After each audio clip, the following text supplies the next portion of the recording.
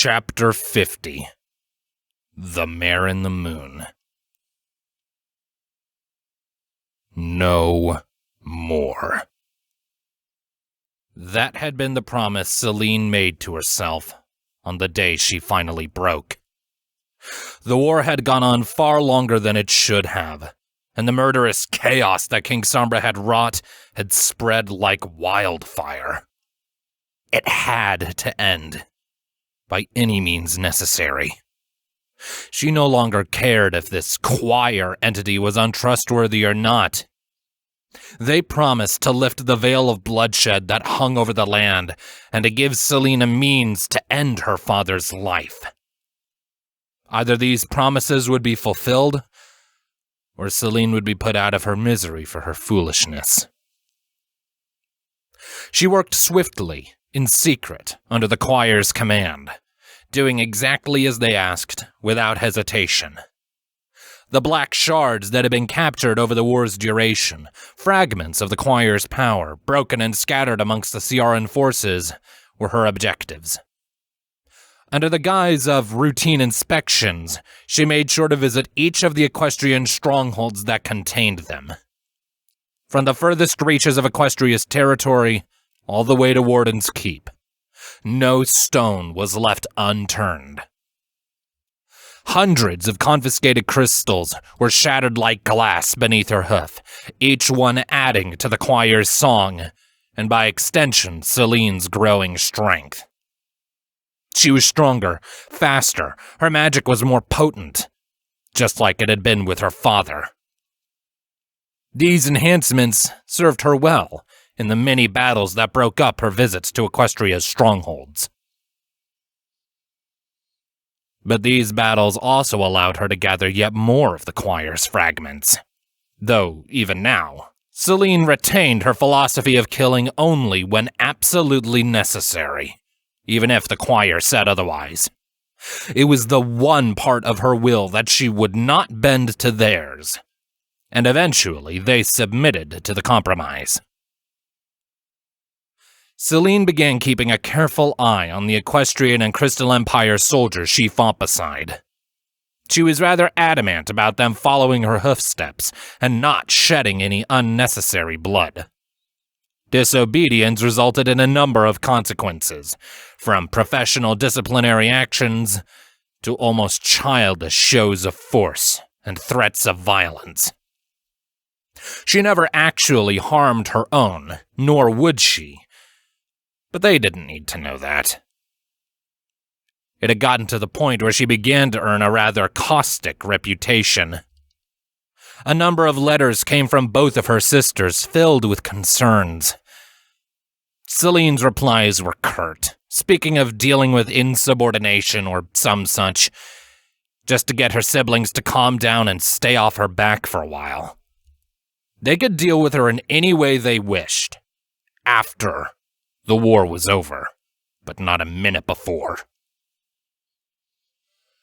Her single-minded rage and focus only subsided in times of rest. While the choir's songs served to fuel her ambition and prowess in battle, they also gifted her with restful sleep and pleasant dreams. The lullabies they would serenade her with were the only things capable of bringing peace to her heart anymore. They filled her with dreams of memories of better days, and visions of the future she was fighting to achieve. A world without Sombra's war. A utopia overflowing with unity and love. A harmony that had never been achieved before, even in the time of her mother's rule. Beautiful to the point where waking up was almost unbearable. Selene wished on many occasions that she could dream forever. It was the memory of these dreams that made it difficult for Twilight to draw the line between herself and Selene. Even as a simple memory, the choir's song was intoxicating, almost overwhelming. All it took was one moment of consent for them to worm their way into someone's head. Thankfully, somewhere deep down, Twilight knew that these feelings weren't her own. As time within the dreamscape went on, the distinction between the two alicorns became clearer. It was like being woken up in the middle of the night, with a slow and groggy return to lucidity, accompanied by blurry vision and a general sense of disorientation. She almost wanted to stay asleep, but the gravity of the situation kept her aware. I am never doing that again. Twilight made her own vow as she regained her ability to move her body, slowly standing up as her senses returned. Or at the very least, not without practice. As the haze began to fade, Twilight expected to be greeted with the same bleak void she had wound up in last time. But to her surprise, she was greeted by a far more welcoming sight. Now standing close to the center of a large cobblestone courtyard, bordered by a series of tall marble spires, Twilight was surrounded by endless blooms of rosemary. The scent of the small lavender flowers was carried by a gentle breeze that wafted across the seemingly endless plain. Looking upward, the starry sky was host to a breathtaking aurora of blues and purples, bathing the field of flowers in a calming radiance. The sight was awe-inspiring, and if the situation wasn't so dire, she might have lost herself in the sea of stars. But there were more pressing matters to be dealt with. She reluctantly turned her attention to the terrain around her, in search of any sign of where to go from here. Do not worry. She will be dealt with. From behind Twilight, a cold and ruthless voice spoke with confidence. This obstacle that you claim her to be is nothing more than a minor delay. You lack patience. Twilight's heart skipped a beat. Her body tensed as a chill ran down her spine. There was no mistaking that voice. She had heard it come from her own mouth too many times. Swallowing hard, Twilight slowly turned to face this serene world's only other occupant. The pony in question sat upon the cool stone ground with her back turned towards Twilight. She looked strangely relaxed. The mare's cobalt blue fur stood out amongst the gray of the pavement below her, only matched by the silver mane and tail that hung lazily from her frame. At a glance, Twilight spotted the mare's leathery bat-like wings and upwardly curved horn. But Twilight didn't need to see these traits to recognize this person. She had spent a lifetime in their shoes, even if it was only a dream. Princess Lune Lumen Celine. In the flesh. Twilight shuddered at the sight of the ancient alicorn, who remained motionless at her post. If Twilight had been on edge earlier, the sudden sight of her destined enemy was almost enough to push her over the edge. A sense of finality washed over Twilight as she stared blankly ahead, knowing full well that this was the moment she had been working towards. And the moment that Starlight Glimmer, and quite possibly Queen Celestia, had been pushing her towards. Her body trembled in Celine's presence, and for a moment she considered using the spell she had used to come here to escape. Though the simple fact of the matter was that it was too late to turn back now. Like it or not, this was something that had to be done. She took a deep breath to steel her nerves before going to say something. The words died in her throat as Celine stood. She was noticeably taller than Twilight, and while not quite as tall as Equestria's queen, there was enough of a difference in stature between the two to make Twilight shudder again. She had to stifle a yelp as Celine suddenly jerked in place, flinching from some unseen and unheard cause. No. You had free reign of our affairs while I slumbered. Now that I am lucid once more, I shall decide how we proceed. The elder alicorn almost growled with frustration as she turned her gaze upward.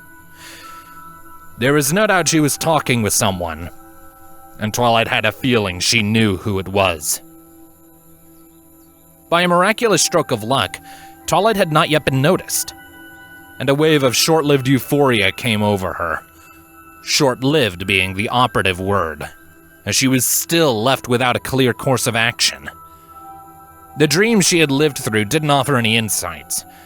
Neither did Starlight's irritatingly cryptic briefing.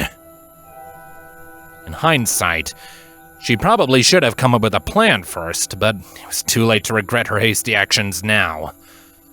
But what Twilight did know was that a direct confrontation would not be ideal. She took a step backward to try and escape before the situation escalated. She didn't quite know where she could even go in this realm, but anywhere was better than right behind the most dangerous person she had ever met. Though all it had taken was that single step for Celine's ear to flick back. Twilight froze, the gentle wind chilling as the tension rose. Finally, Celine ended the silence. I was beginning to wonder when you would show up. Her tone of voice wasn't what Twilight had been expecting to hear. Calm, collected, almost welcoming. A severe contrast to how she had been talking to her unseen benefactor.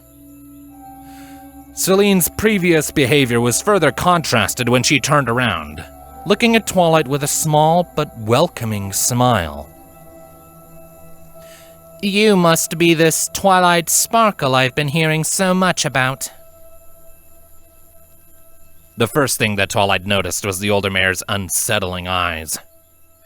Their bright teal hue was on full display, a sight that had become vividly familiar from Twilight's journey through the mare's dreams. But the vibrant light of her eyes had been dulled, now glassy and hollow, and almost entirely devoid of light and life, as if her soul had been sucked out of her. It was reminiscent of the look in Nox Onwood's eyes when he had surrendered to the choir's influence. But this was far worse, frightening even. A chill ran across Twilight's back as her eyes locked with those dull pools. And you must be Princess Selene. Twilight anxiously wriggled her wings as Celine started to slowly circle her like a shark. I've also heard a lot about you. Yes, living another man's life through her dreams is bound to have that effect.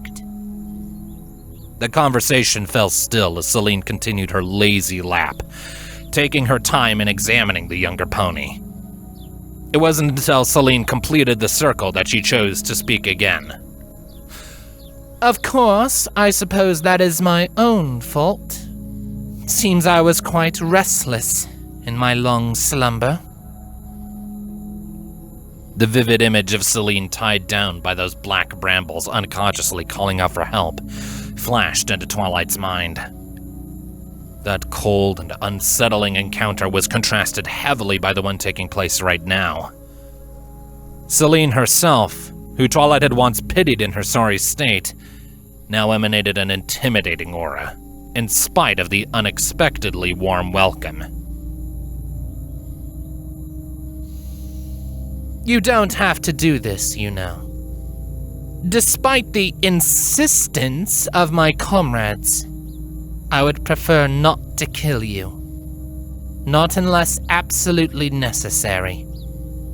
Celine continued before Twilight had a chance to interject, speaking in a calm but straightforward tone. Truth be told, I personally do not believe any of your actions thus far have earned you a death sentence. Perhaps there was some bias on her part, but Twilight found herself agreeing with that notion. All she'd really done so far was collect information about what was going on in the first place. She hadn't really done anything to try and stop it. There was no denying that she was going to try, and there was no point in attempting to convince her adversaries otherwise. But while this offer of mercy was both surprising and touching, Twilight knew it meant very little. She took on a more confident posture as she locked eyes with Celine. I appreciate that, but I don't think it would matter very much, considering what you have planned. What good is walking away alive if the world ends a few hours after? That is precisely why I am giving you the offer to walk away. Celine took several steps forward to close the gap between them.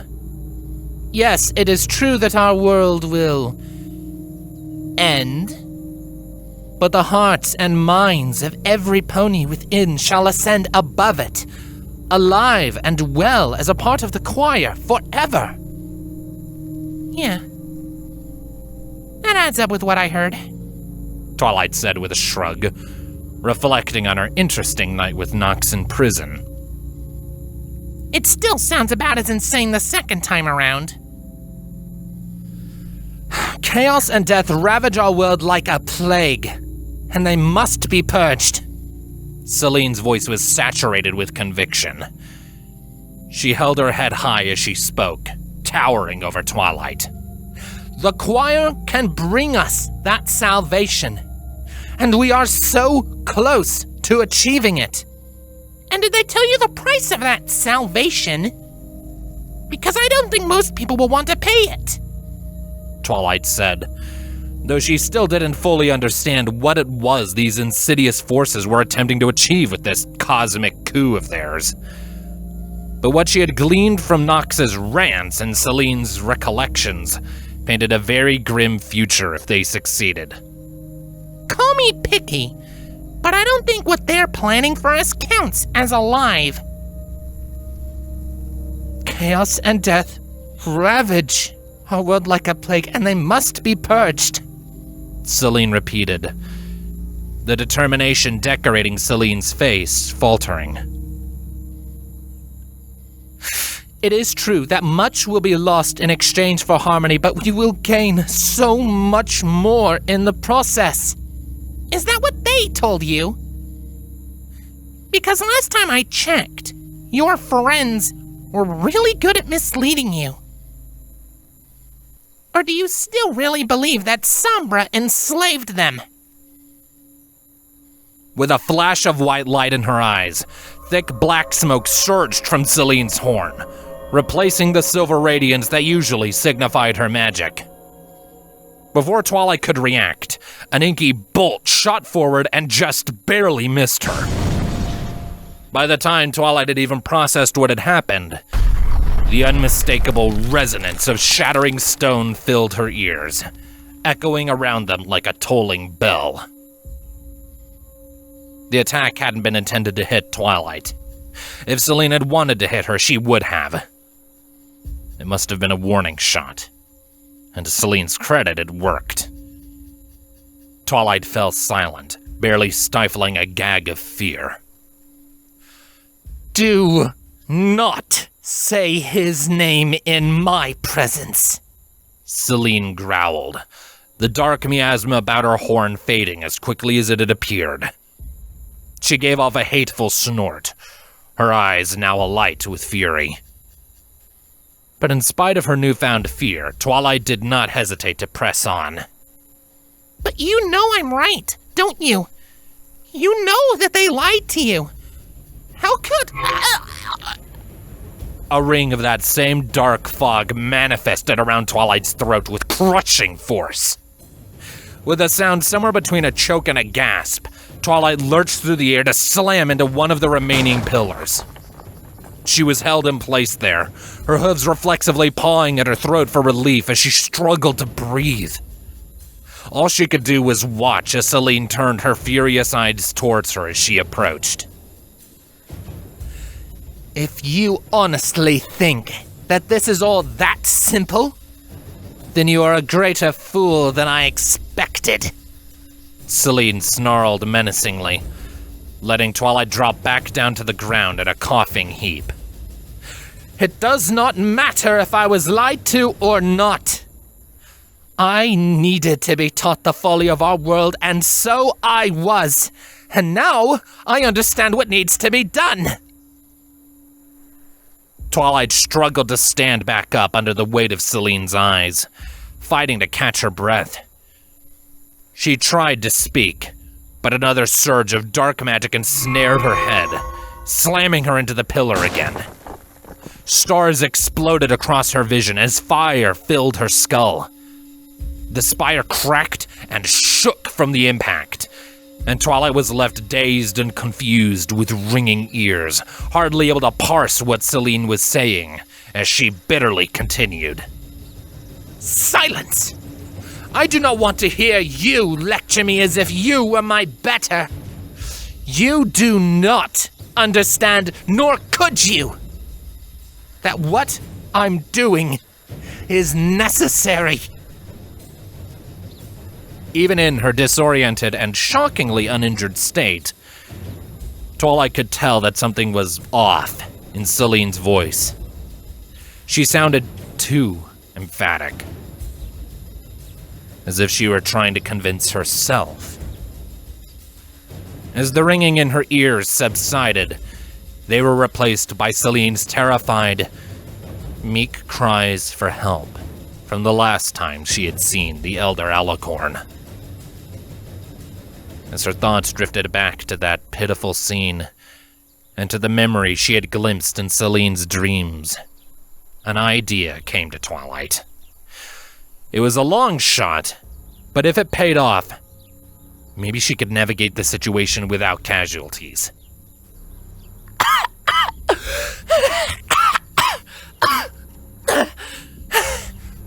You're right. You're right. I don't understand.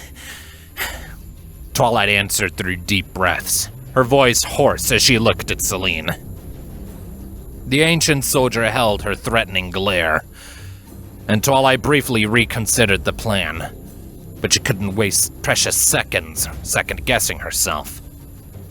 Tensing her body, assuming Celine let her guard down, she spoke. So, why don't you show me?